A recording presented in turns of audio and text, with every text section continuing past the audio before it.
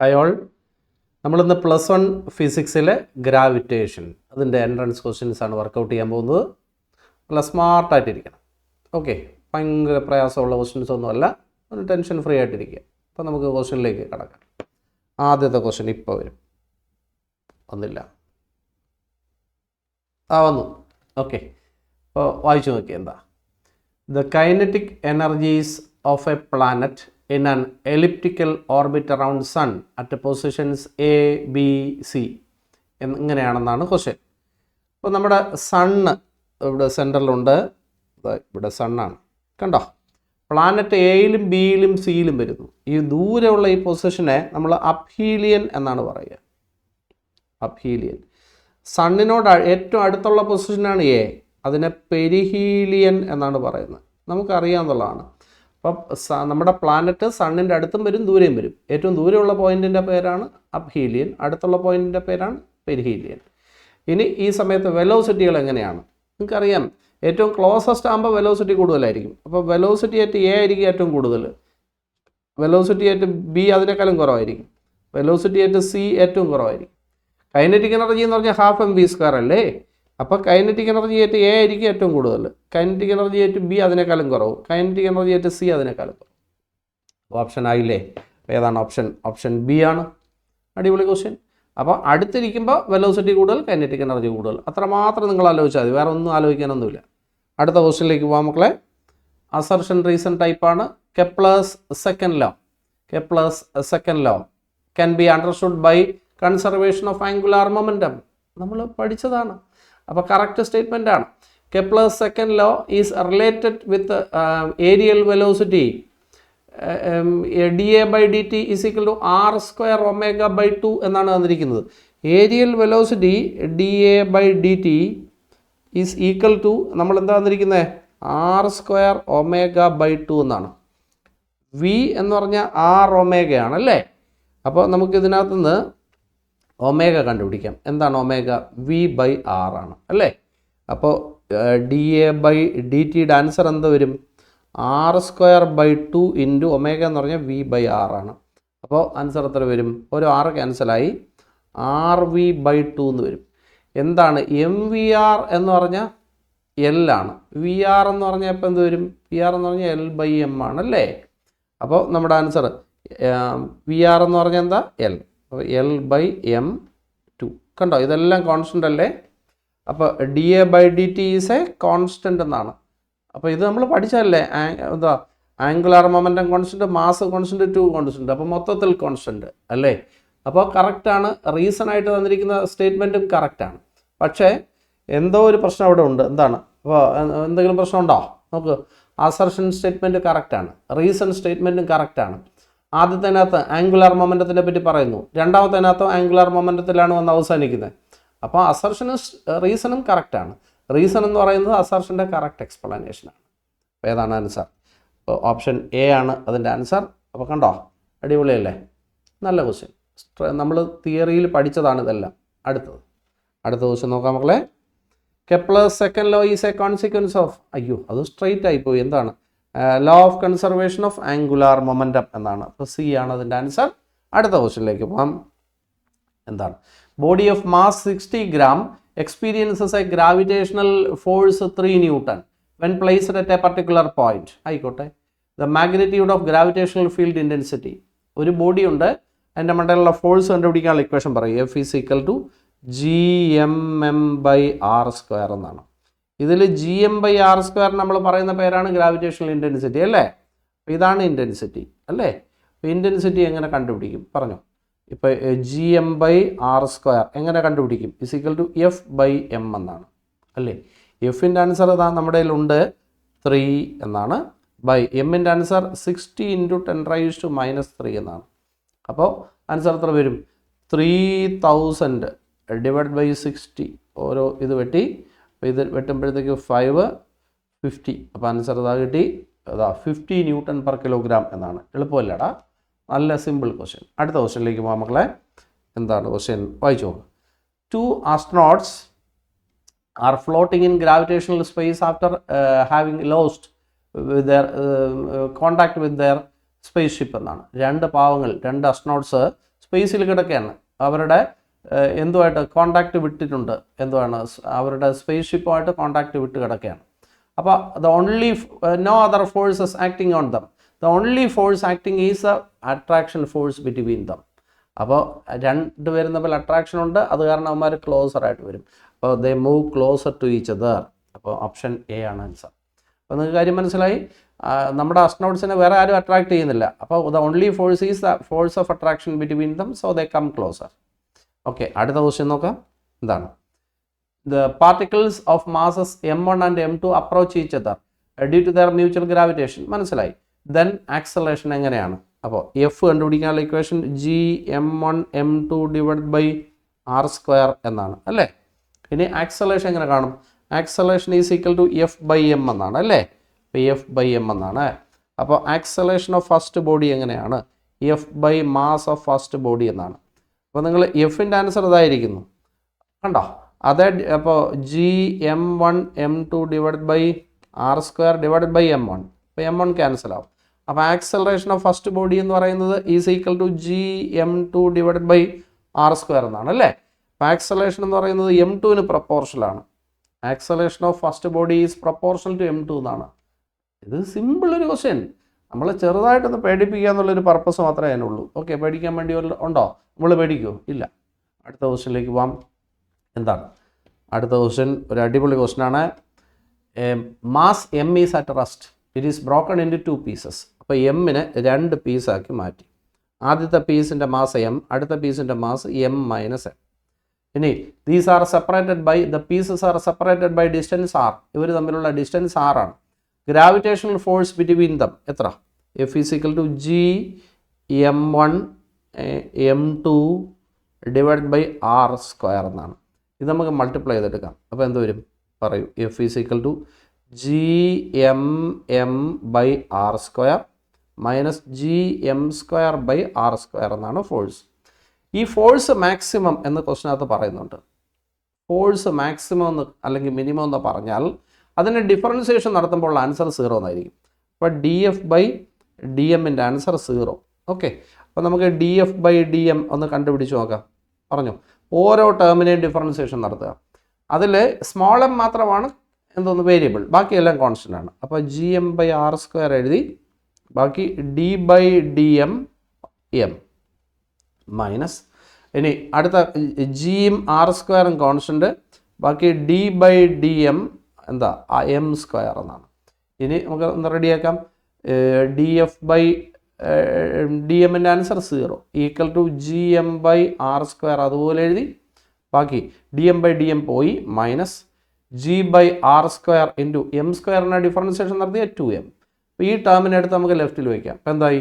2gm/r² equal to gm/r² എന്നാണ്. കണ്ടോ? അപ്പോൾ r² ക്യാൻസലായി, g ക്യാൻസലായി. ബാക്കി പറയണം. m ഈക്വൽ ടു 2m എന്നാണ്. പേടിച്ചില്ലാരും. ഇനി നിങ്ങളത് ചോദിച്ചിരിക്കുന്നത് റേഷ്യോ m/m - m എത്ര എന്നാണ് ചോദ്യം. m ഞാൻ m എന്ന് തന്നെ എഴുതി. m എന്ന് പറഞ്ഞാൽ ക്യാപിറ്റൽ M എന്ന് പറഞ്ഞാൽ 2m, 2m - m m. അപ്പോൾ ആൻസർ 1 എന്നാണ്. 1 എന്ന് പറയുമ്പോൾ 1:1. അടിപൊളി ക്വസ്റ്റ്യൻ. ഒരു ചെറിയൊരു ബുദ്ധിമുട്ട് തോന്നിയാലും അല്ലേ, നല്ല ക്വസ്റ്റ്യനാണ്. അപ്പോൾ ഒന്നുകൂടെ ഞാൻ പറയാം. ഒരു ബോഡി m മാസമുള്ള ബോഡിയെ 2 പീസായിട്ട് സ്പ്ലിറ്റ് ചെയ്തു. ഏതൊക്കെയാണ് പീസുകൾ? ഏതൊക്കെയാണ്? m-ഉം ബാക്കി m - m. ഇവർ തമ്മിലുള്ള ഫോഴ്സ് ഓഫ് അട്രാക്ഷൻ കാണാൻ നിങ്ങൾക്ക് അറിയാം. ഇതിനെ ഒന്ന് റെഡിയാക്കി ഇങ്ങനെ 2 ടേമാക്കി മാറ്റാനും നിങ്ങൾക്ക് അറിയാം. ഫോഴ്സ് മാക്സിമം ഒന്ന് ഗിവൺ ആണ്. ഫോഴ്സ് മാക്സിമം ആണെങ്കിൽ അതിൻ്റെ ഡിഫറൻസിയേഷൻ നടത്തുമ്പോൾ ആൻസർ 0. ഓക്കെ, അപ്പോൾ ഇതിന് ഡിഫറൻസിയേഷൻ നടത്തുമ്പോൾ ആൻസർ, ഇതിൽ സ്മോൾ m മാത്രമാണ് വേരിയബിൾ, ബാക്കി എല്ലാം കോൺസ്റ്റൻ്റാണ്. അതിനെ വെളിയിൽ വെച്ചിട്ട് ബാക്കി ഇട്ടു, ഇതിനെ വെളിയിൽ വെച്ചിട്ട് ബാക്കി m² മാത്രം ഇട്ടു. ഇനി ഇത് രണ്ടും ക്യാൻസലായി, ബാക്കി അതുപോലെ എഴുതി. ഇനി m²നെ ഡിഫറൻസിയേഷൻ നടത്തിയ 2m. ഓക്കെ, അപ്പോൾ ഈ തന്നെ എടുത്ത് ലെഫ്റ്റിൽ വെച്ചു. അപ്പോൾ ഇങ്ങനെയായി, വെട്ടാനുള്ള വെട്ടിയപ്പോൾ ഇങ്ങനെയായി. ഇനി നമുക്ക് കണ്ടുപിടിക്കാനുള്ളത് ഇതാണ്. ഓക്കെ, ഈ ക്യാപിറ്റൽ M-ന് വരെ ഈ പുതിയ വാല്യൂ ഇട്ടു. അപ്പോൾ നമുക്ക് 1 എന്ന ആൻസർ കിട്ടി. അപ്പോൾ 1:1. അടിപൊളി ക്വസ്റ്റ്യൻ ആണ് കേട്ടോ, നല്ല ക്വസ്റ്റ്യൻ ആണ്. അടുത്ത ക്വസ്റ്റ്യനിലേക്ക് പോകാം മക്കളെ. എന്താണ്? A body weighs 200 Newton on air surface. ജിയുടെ വാല്യൂ കണ്ടുപിടിക്കാനുള്ള ഇക്വേഷൻ അത് നിങ്ങൾക്ക് അറിയാം. എന്താണ്? g ഈസ് ഈക്വൽ ടു എത്ര? g on the surface of earth കാണാനുള്ള ഇക്വേഷനൊക്കെ നിങ്ങൾക്ക് അറിയാം. g അറ്റ് ഡെപ്ത് കാണാൻ എന്താണ് ചോദിച്ചിരിക്കുന്നത്? How much it will weigh half way down to the centre of earth എന്നാണ്. അപ്പോൾ നമുക്ക് ചെയ്യാം. ജി അറ്റ് എ ഡെപ്ത് കാണാനുള്ള equation g into 1 minus d by r എന്നാണ്. പേടിച്ചില്ല. ഇനി ബാക്കി നമുക്ക് വേണ്ടതെല്ലാം നമുക്ക് നോക്കാം. രണ്ട് സൈഡും മൾട്ടിപ്ലൈ ചെയ്യാം എം കൊണ്ട്. അപ്പോൾ ഈ രണ്ട് സൈഡ് ഇത് ഇങ്ങനെയായി. ഓക്കെ, ഇനി ബാക്കി നമുക്ക് ചെയ്യാം. എന്താണ്? M G D is equal to M G into 1 minus d എന്ന് പറയുന്നത് എത്രയാണ്? Half way down to the centre. അപ്പോൾ ഡെപ്ത് എന്ന് പറയുന്നത് r/2 ആണ്. അപ്പോൾ r/2 ഡിവൈഡ് ബൈ ആർ. അപ്പോൾ എത്ര വരും? M G D is equal to M G into എത്ര വരും? 1 മൈനസ് 1/2 എന്ന് വരും. അപ്പോൾ M G D is equal to M G into 1/2 അല്ലേ? എം ജി എന്ന് പറഞ്ഞാൽ എർത്തിൻ്റെ സർഫസിലുള്ള വെയിറ്റ് ഡിവൈഡ് ബൈ 2 എന്നാണ്. അപ്പോൾ വെയിറ്റ് ഇതെന്താണ്? Weight at depth. Weight at depth is equal to പറയും is equal to weight on surface divided by 2 എന്നാണ്. സർഫസിലെ വെയിറ്റ് ക്വസ്റ്റിനകത്ത് ഗീവൺ ആണ് 200/2. അപ്പോൾ ആൻസർ ഏതാ? 100. ഇത് നല്ല ക്വസ്റ്റനാണ്. ഇത് സാധാരണഗതിയിൽ ചോദിക്കുന്നുണ്ട്. ഡെപ്തിലുള്ള ജിയുടെ വാല്യൂ അറിയാം. അപ്പോൾ വെയിറ്റ് കാണാൻ രണ്ട് സൈഡ് എമൗണ്ട് ഇൻറ്റു ചെയ്യാം. അപ്പോൾ ഇതിനകത്ത് ഡിയുടെ വാല്യൂ എന്ത് കൊടുക്കുക? r/2 കൊടുക്കുക. That's all. അപ്പോൾ നമുക്ക് ലാസ്റ്റിൽ എം ജി ബൈ 2 എന്ന് വരും. എം ജി എന്ന് പറഞ്ഞാൽ വെയിറ്റ്. അപ്പോൾ വെയിറ്റ് ബൈ 2. വെയിറ്റ് എത്രയാണ്? എർത്തിൻ്റെ സർഫസിൽ തന്നിട്ടുണ്ട് 200. അപ്പോൾ 200/2. അപ്പോൾ ആൻസർ എത്ര? 100. ഇതെന്ത് പ്രയാസം? അടിപൊളി. അടുത്ത ക്വസ്റ്റ്യൻ ഇതേപോലത്തെ വേറെ ക്വസ്റ്റ്യനാണ്, ചെയ്യാൻ എളുപ്പമാണ്. Acceleration due to gravity at a height 1 kilometre എന്ന് തന്നിട്ടുണ്ട്. ഓക്കെ, ഈ same as depth at D. H ഹൈറ്റിലുള്ള acceleration due to gravity. Acceleration due to gravity at height is equal to G into 1 minus 2h/r എന്ന് പഠിച്ചിട്ടുണ്ട് നിങ്ങൾ. ഇവിടെ എച്ചിൻ്റെ value 1 kilometre ആണ്. അപ്പോൾ g at a height is equal to G into 1 minus 2/r എന്ന് കിട്ടും. Equation number 1. പേടിക്കാൻ വേണ്ടി ഒന്നുമില്ല.